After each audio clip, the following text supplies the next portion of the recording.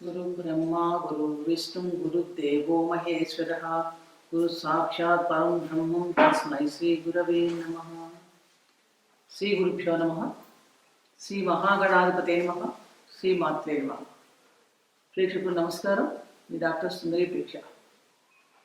ఈరోజు మనం ఈ వీడియోలో ఫిబ్రవరి 1, 2024 నుండి 28 ఫిబ్రవరి 2024 వరకు అంటే శోభకృతనామ సంవత్సరం, ఉత్తరాయణం, హేమంత ఋతువు, పుష్యమాసం, గురువారం, బహుళ షష్ఠి నుండి శ్రీ శోభకృతనామ సంవత్సరం, ఉత్తరాయణం, శశి ఋతువు, మాఘమాసం, బుధవారం, కృష్ణ చతుర్థి వరకు గల గోచార గ్రహస్థితి ఆధారంగా ద్వాదశ రాశుల వారికి ఎటువంటి ఫలితాలు ఉండబోతున్నాయి, ఉద్యోగ వ్యాపార విషయాల్లో ఎలాంటి ఫలితాలు ఉంటాయి, కుటుంబ విషయాలు ఎలా ఉండబోతున్నాయి, ఏ గ్రహాలు అనుకూలిస్తున్నాయి, ప్రతికూలతను తగ్గించుకోవడానికి ఎటువంటి పరిహారాలు పాటించాలి అని అనేక విషయాలు తెలుసుకుందాం.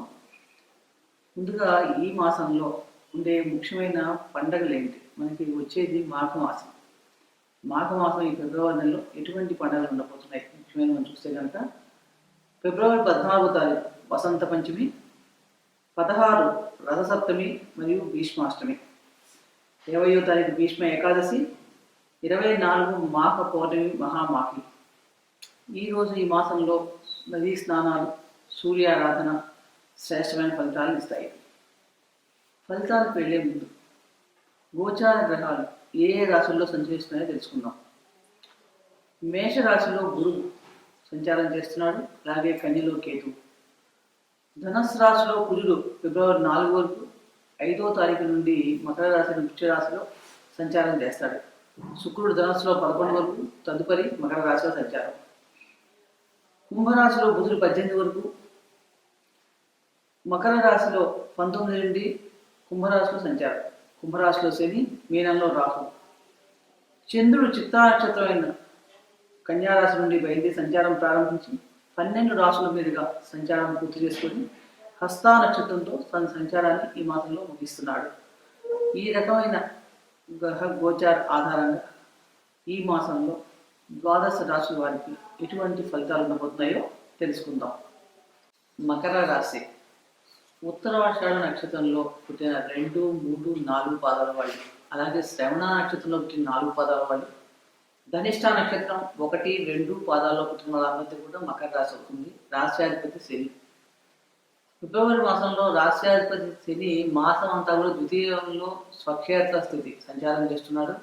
అలాగే తృతీయ దృష్టి చతుర్థ భావం పైన, సప్తమ దృష్టి అష్టమ భావం పైన, దశమ దృష్టి లాభస్థానం పైన.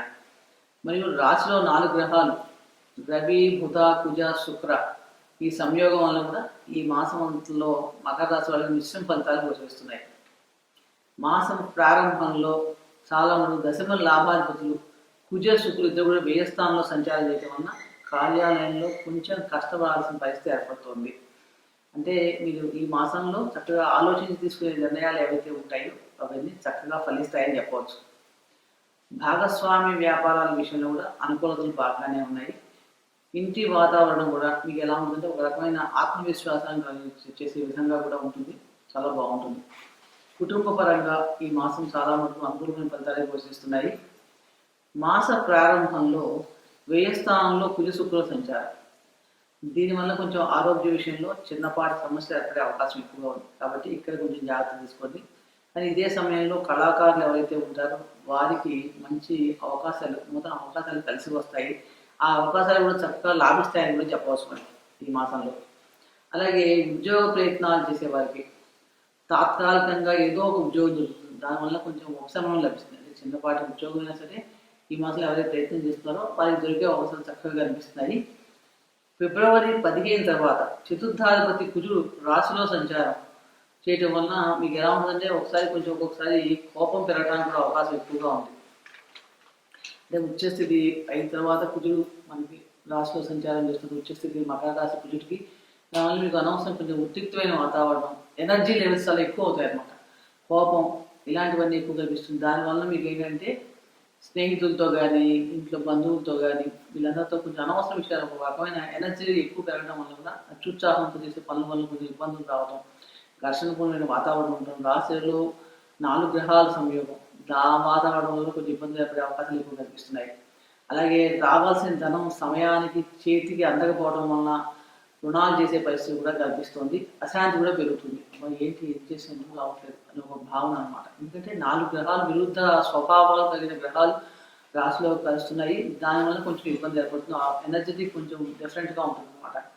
కాబట్టి ఇక్కడ మనం ఏం చేయాలంటే కొంచెం వీలైనంత వరకు శాంతంగా ఉండటానికి ప్రయత్నపూర్వకంగా కొంచెం నిదానంగా ఆలోచించి నిర్ణయాలు తీసుకోవడానికి చేస్తే కనుక చాలా వరకు మంచి ఫలితాలు దొరుకుతాయి.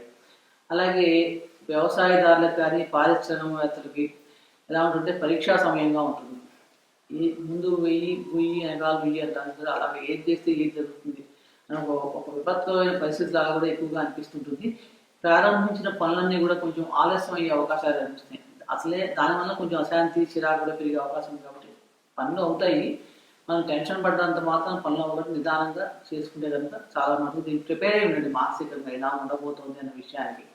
అలాగే ఈ సమయానికి డబ్బు చేతికి అందుకోవడం, రుణాలు చేసి పరిస్థితులు రుణభారం పెరగడం, ఇంటికి కావాల్సిన వస్తువులు కొనాలన్నా, ఇంటికి సంబంధించి ఏ పనులు చేయాలన్నా కూడా వాటిలో ఇబ్బందులు ఏర్పడటం ఇలాంటివన్నీ కనిపిస్తున్నాయి. ఎందుకంటే చతుర్థ భావం 4 గ్రహాలు కలయిక ఇలాంటి విపత్కరమైన పరిస్థితి ఏర్పడుతుంది. కాబట్టి ఈ మాసంలో కొంచెం మీరు జాగ్రత్తగా ఉండాలి. మకర రాశి వారు అష్టమాధిపతి రాశిలో సంచారం ఆరోగ్య విషయంలో కొంచెం ఇబ్బందులు, ఆకస్మిక ఆరోగ్యం ఖర్చులు ఉండటం కానీ, దీర్ఘకాలిక వ్యాధులను ఇబ్బంది పెట్టడం కానీ ఇలాంటివన్నీ ఎక్కువ కనిపిస్తున్నాయి. అంటే మొత్తం మీద మకర రాశి వారికి కొంచెం రాశిలో 4 గ్రహాల సంయోగం చతుర్గ్రహ కూటం ఏర్పడటం వలన కొంచెం ఇబ్బందిమైన పరిస్థితులు, అశాంతి, మీకు బాడీలో కొంచెం ఎనర్జీ లెవెల్ పెరగటం, దానివల్ల కొంచెం కలహాలు కానీ ఉంటా ఉంది. కానీ మొదటి నుంచి కూడా దీనికి సిద్ధమయ్యి అనవసరమైన ఖర్చులు మీకు ఏమున్నాయో వాటి ప్లాన్ చేసుకొని సరైన ఆహారం తీసుకుంటూ మెడిటేషన్ చేయడం ఇవన్నీ చేయడం వల్ల చాలా మటుకు కూడా దాన్ని మనం పాజిటివ్గా కూడా మార్చుకునే అవకాశాలు ఎక్కువ ఉన్నాయి.